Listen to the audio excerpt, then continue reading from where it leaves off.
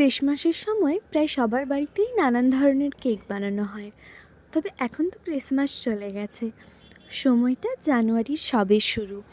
শীতের এই ঠান্ডায় সন্ধ্যের সময় এই কেকটা খেতে কিন্তু মন্দ লাগে না।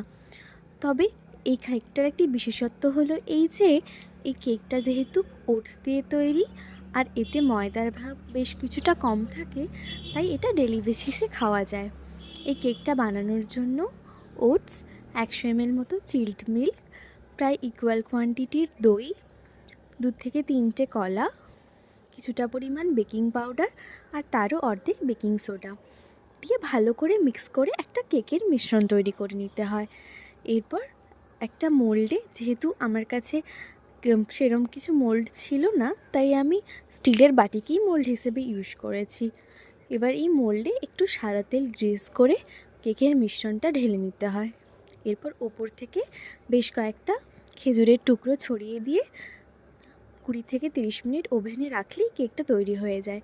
তবে এক্ষেত্রে মনে রাখতে হবে, এটা যেহেতু ওটস দিয়ে তৈরি আর এতে ময়দার ভাগ বেশ কম থাকে, তাই নর্মাল কেক বানাতে যতটা সময় লাগে এক্ষেত্রে তার থেকে বেশ কিছুটা কম সময়ে কেকটা তৈরি হয়ে যায়। আমার বাড়িতে প্রায় সবাই কেকটা ভীষণ অ্যাপ্রিসিয়েট করেছিল। তোমরাও রেসিপিটা ফলো করে একবার ট্রাই করে দেখতে পারো।